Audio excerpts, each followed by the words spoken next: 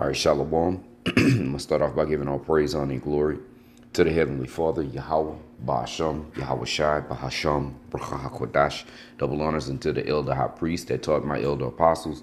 Double honors unto my elder apostles and elder bishops at Great Millstone of GMS. Peace and blessings unto the elect of the nation of Israel. This is the brother Atazaria from the Great Millstone, Houston. And I'm going to get right into this lesson dealing with America being the revised Roman Empire. And this is some more information I came across. You know, we've done countless numbers of videos proving that point. And I had watched a video from about a year ago, and Elder Apostle Kabor was bringing out the similarities of America being Rome all over again, because Vocab went up to one of the camps. I believe it was in Cleveland, if I'm not mistaken. Somewhere, I can't remember right off the rip, but Vocab went up there and was talking about, this ain't Rome, this ain't Rome revised. Well, you have to be a complete idiot to believe that, okay? The architecture, the governmental structure, okay, whether it's Democrats, Republicans, plebeian, patricians, okay, it's all the same playbook, okay? So when I was going through this, all right, I saw that little short video. It was showing the House mace, which we're gonna get into that. Okay, the House of Representatives. I was like, when they first showed it, I was like, that's a fascist bundle. You know, I just knew right off the rip because of where I worked previously. Everything was had Roman architecture in my last place of employment. Even the handles on the doors were fascist bundles. You know, you did like not a round knob, but a handle, like you push down or pull up to make it open the door. Well, those handles were fascist bundles, all of them, even the ones that didn't even have a knob, so to say, to turn it to turning mechanism to open the door. You just pull it. Even those restroom doors had fascist bundles on them. Okay, so when I say I noticed, okay, because I've been working around this for the last 9.5 years, okay, which I didn't want to take pictures of the facility and show them, you know, it could have compromised, my job. Anyhow, without further ado, okay, nothing but them goddamn spam calls. Yeah, good. I'm glad I did. Good. All right, won't even go off. That's all right, too. All right, so without further ado, let me play a little bit of this, and I'm going to say fair use. This is from a video from 2 years ago, all right? Because as soon as I saw that video, I started looking on the YouTube. I said, it's got to be something on the House mace. So without further ado, let me play this. Fair use. I'm not making any money off of this. This is for educational purposes only, okay? Let me play this. The mace of the House of Representatives, sometimes nicknamed the House Mace or the Mace of the Republic, is considered a symbol of authority. The Mace of the Republic, because really this is supposed to be a republic. Under the, this even said in the for the Republic for which it stands, yada yada yada, in the Pledge of Allegiance. Okay, so this is actually a republic, which most people don't even know that. They think they live in a damn democracy, man. Okay, well, it's supposed to be a republic. Anyhow, let me play this. For the House. This is actually common in a lot of legislatures around the world, especially in the British Commonwealth, where the parliamentary mace represents a symbol of the monarch's authority. They put it on display to symbolize they have permission to create laws, and then they freak out if someone dares touch it. However, while Commonwealth maces look a lot like royal scepters, the House mace has a much different design. There is a bundle of 13 ebony rods, meant to symbolize the original 13 colonies, 13. wrapped together with silver and with a silver orb on top representing the globe in the Western Hemisphere, with the famous American eagle perched on top. It also fittingly weighs 13 pounds. 13. The symbol of bound rods with a staff of some kind in the middle. 13. That's part of their symbolism. Okay? Represents the fasces symbol, an Etruscan and Roman symbol for authority and power. Yep. This is also where fascism comes from, since, fascism loves absolute authority. But the Fascism loves absolute authority. Did you hear that? Now watch this. Let's see what fascism is. All right. Fascism is a far right, ultra nationalist. Ultra, not just a nationalist, but an ultra nationalist. As a matter of fact, before we go any further, let's do this. What is a nationalist?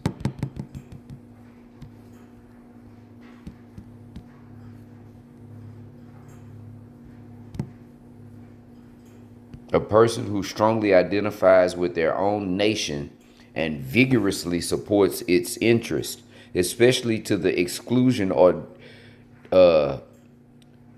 detriment, all right, if I'm pronouncing it right, of interests of other nations.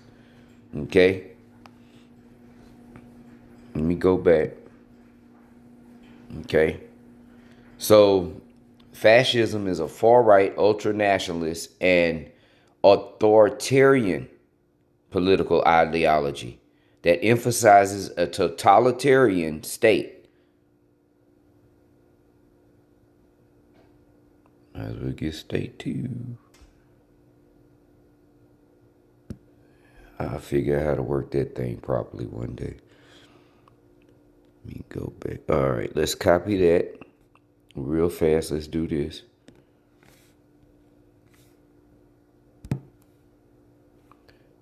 A totalitarian state is an extreme form of authoritarian government. Okay. Well, what the hell is that?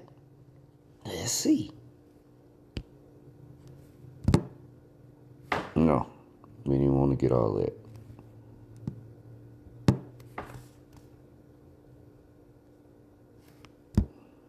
Not today, devil. All right.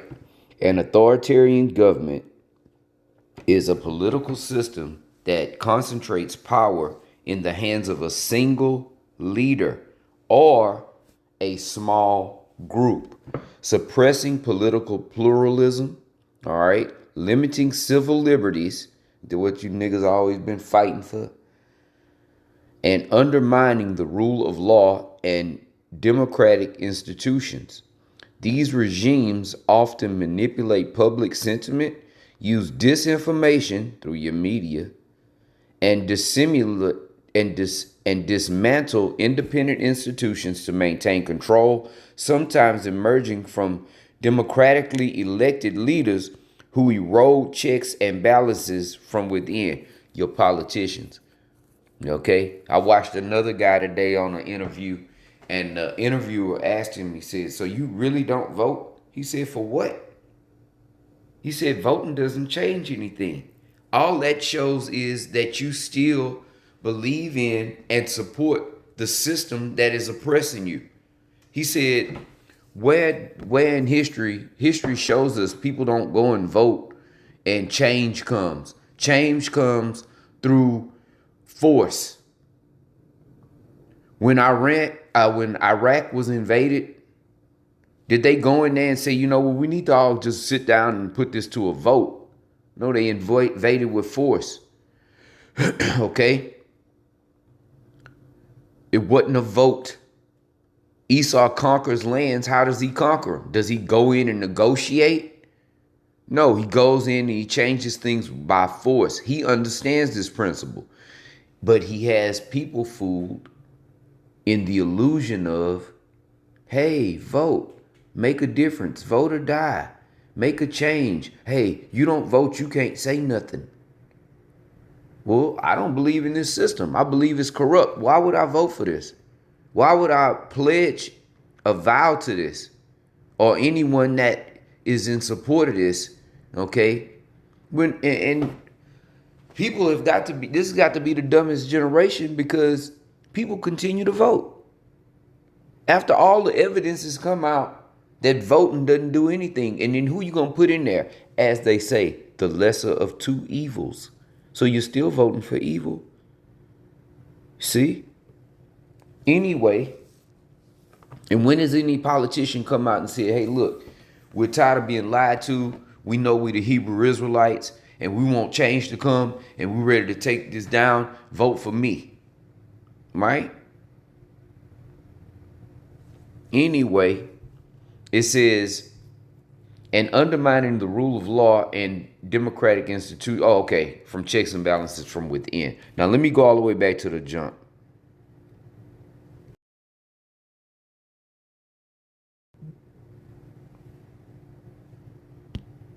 Okay, so going back, fascism, because we just got through witnessing they use a fascist bundle, right? Where did they get that from? Rome. And we just got, we'll go back. We'll go back. All right. Let me just read it.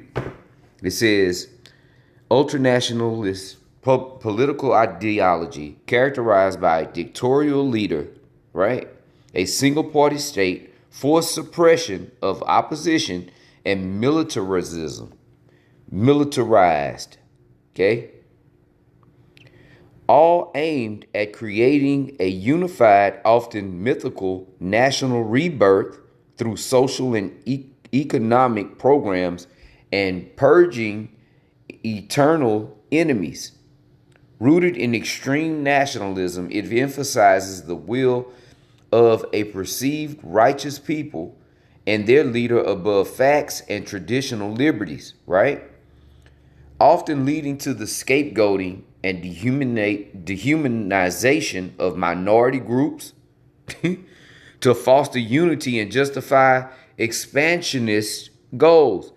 Am I describing America yet? You see? Now watch this. Let me put in a... Hey. Let me just do this.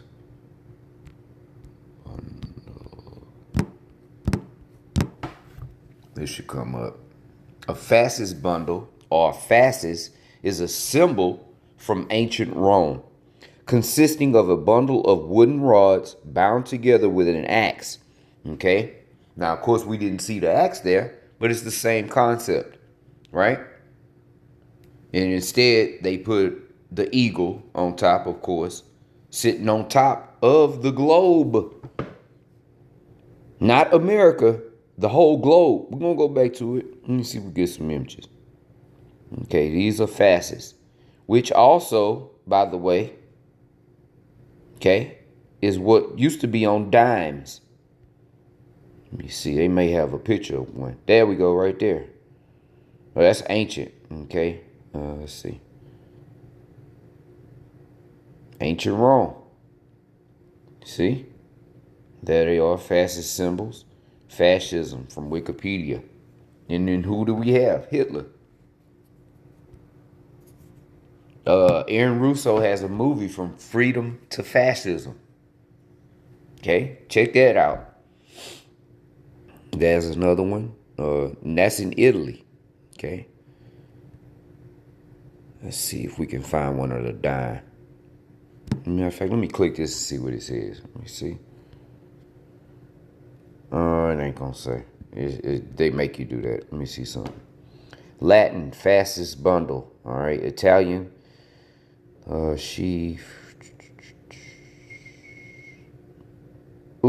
right. Latin, fascist bundle. Derived from fasces or from a common origin. Latin, fascia, band, a bandage. Okay. Spanish, faja, belt, sash, or strip. American Spanish, fajita, little strip of meat. Ooh, I never knew that. You learned something. Learned something new today. Okay, that's where you get fajita. Wow. Let's go back. Where is this at? Buffalo? Is this Buffalo, New York?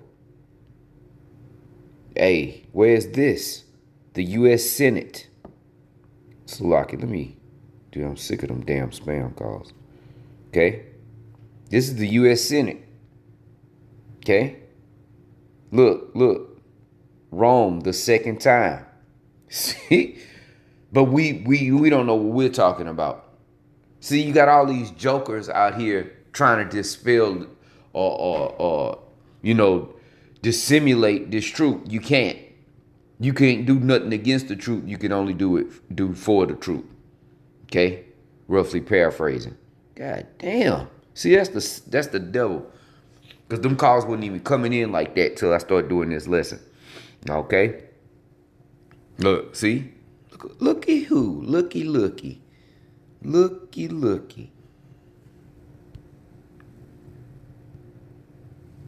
Looks like the axe is surrounded by a couple of Nimrods. Yeah.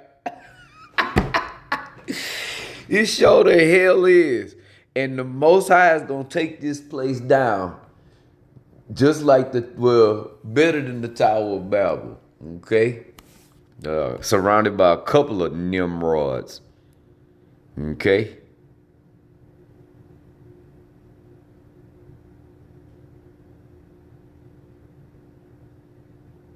Let me read this. The fascist motif on the wall in the house chamber is an interesting story since they never took it down even during the Second World War. And during the rise of Mussolini, many American politicians, including President Roosevelt, saw his rise to power as a good development in Europe. Sometimes these lessons have to be relearned. Yep. But yet these will be all of the same people that this government is telling you, don't be like that, be against da. But secretly behind the curtain, they're doing the same thing. And it's not even, it's right out in the open now, but that's how you hide an elephant. You put it in plain sight. Okay? Now let me do this. Because I want to go back to,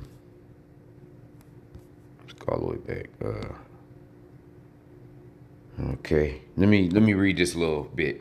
All right, a fascist bundle known as the fasces, an ancient Roman symbol, right, of a bundle of rods tied around an axe that represents authority. Respect my authority. You see? It says power and the strength derived from unity. The term fascism derives from the Latin word for this bundle, fascis. Right? We just got that. A single rod is easily broken, but when bound together in the bundles, they become strong and unbreakable, symbolizing collective power. Yeah. Fascist was used by Roman magistrates and leaders carried by lictors and symbolized the executive authority, strength, and ability to enforce law. Symbolism. The bundle of rods suggested the power to punish by beating, while the axe symbolized the power to behead. The underlying idea was that a unified, organized group was stronger than an individual was stronger than individual members. Okay? Yeah. So let's go back. Let's go back to the YouTube. Okay, I'm going to play a little bit more of this. Let me go back just a smidge. Fair use. Up representing the globe and the Western Hemisphere, with the famous American eagle perched on top. Yeah, it also fittingly weighs 13 pounds. The symbol of bound rods with a staff of some kind in the middle represents the fasces symbol, an Etruscan and Roman symbol for authority and power. This is also where fascism comes from, since, fascism loves absolute authority. But the United States in this case has always had a lot of Roman Republic symbolism, and the fasces as a symbol is nothing surprising. They even used to have it on the dime until it was changed to a torch after World War II. Nevertheless, wow, you see that shit? What we just read? They didn't take it down in the house even during World War II, right? But they took it off the dime after World War II. Ain't that something? Well, dimes are in circulation, so many people would see those dimes, correct? How many people you even think give a crap about what it looks like inside of the House of Representatives? Americans, Americans. What? Probably 1% of the people actually give a crap. See? This devil ain't slick. 2 Corinthians, 3:11 or 2:11? We are not ignorant of Satan's devices. Let's continue. Sign of the house mace has existed since 1842. Originally, there was a wooden mace used by the house, but it got destroyed in the War of 1812 when the British lit the Capitol on fire. I couldn't find any depiction of it anywhere. In 1842, they hired a New York silversmith named William Adams and had him make it for $400, which in today's money is about $12,500. It has stood the test of time since then, although every 10 years the house mace is sent away to the Smithsonian to be cleaned and restored. Similar to other maces, the House of Mace is used ceremoniously in the House of Representatives. When the House is in session, it stands on a pedestal to the right of the House Speaker. They've taken this video down. Salakia. You know, I kind of wanted to get a little more of that because I didn't get a chance to even watch the whole video myself. But with these commercials and shit, we not going to even, I'm not going to even, you know, it is what it is. But anyway, now I'm just looking at the dumbass comments. Let's get some scriptures. All right. So as we see, this is just more evidence that this is Rome revised. Okay, let me get this scripture. We'll start here.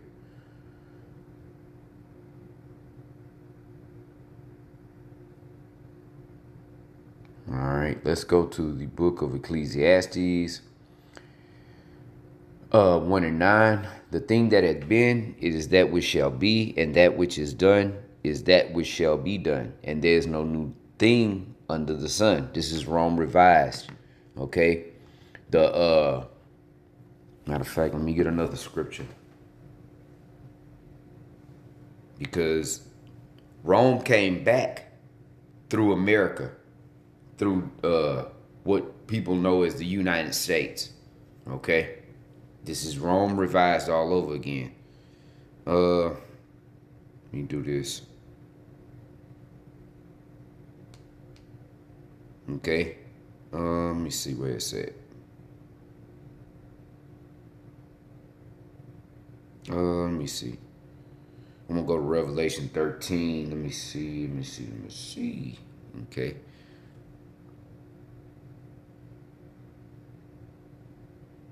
Let me see.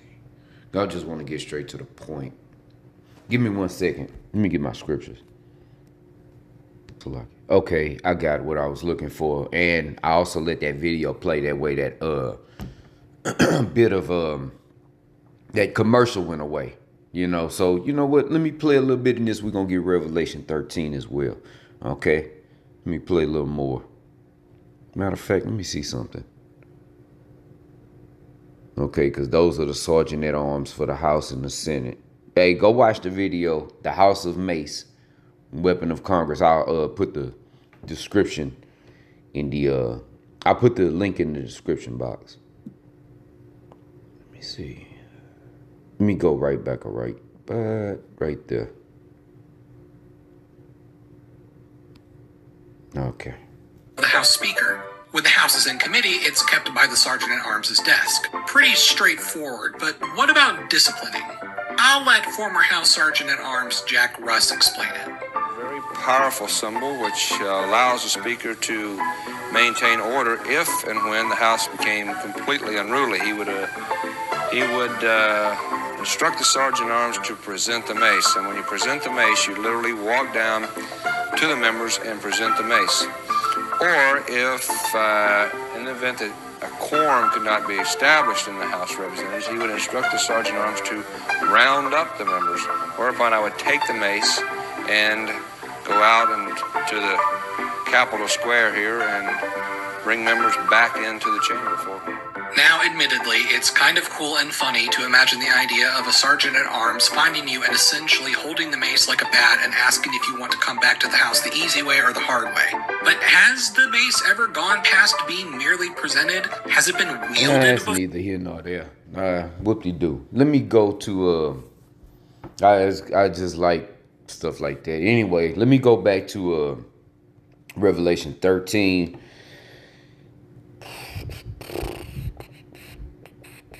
You know what? I'm going to start at 9. This is Revelation 13 and 9. And if any man have an ear, let him hear, a spiritual ear, to understand. He that leadeth into captivity shall go into captivity. He that killeth with the sword must be killed with the sword. Here's the patience and faith of the saints. This is what we're patiently waiting on. Okay? Verse 11, Revelation 13 and 11. And I beheld another beast come up out of the earth, and he had two horns like a lamb, okay? Your Democrats, your Republicans, like I stated earlier, the plebeians and patricians, okay, of old, okay? It says, and he had two horns like a lamb, okay, and he spake as a dragon. They definitely speaking as a dragon right now, man, okay? But you look at a lamb as this little innocent creature, you know, but it's speaking as a dragon. The lamb is the illusion that America gives. But you got to look and see what's coming out of this. Okay? Verse 12. And he exercised all the power of the first beast before him, which was what? Rome. And caused the earth and them which dwelled therein to worship the first beast, whose deadly wound was healed. See, it was healed through the Renaissance. Really, America, okay? Because this is their power structure, okay? This is Rome again, okay? It says, and causeth the earth and them which dwell therein to worship the first beast, whose deadly wound was healed. Rome was destroyed, but it came back through America. And he doeth great wonders, so that he maketh fire come down from heaven on the earth in the sight of men, and deceiveth them that dwell on the earth by the means of those miracles, okay, which he had power to do in the sight of the beast, saying to them that dwell on the earth, that they should make an image to the beast, which had the wound by a sword and did live, okay? And he had power to give life unto the image of the beast, that the image of the beast should both speak and cause that as many as would not worship the image of the beast should be killed. And then we know it's going into the MOTB, okay? The mark of the beast, right? So this is that. We're living in modern day Rome. And as Rome, America as well will fall through divine intervention. Okay? Because even Rome back then fell through divine intervention. Everything happens through divine intervention ultimately. Okay? But we know when we say divine intervention, America's going to be taken down and we need divine intervention. We know that we're speaking about Yahweh's return, okay, and the takedown of the modern day Rome, okay. So Lord willing, this was edifying. It's just more receipts, okay, that this is Rome revised, okay. So with that, I'm gonna close. It's on to the next one. Until then, I say shalom.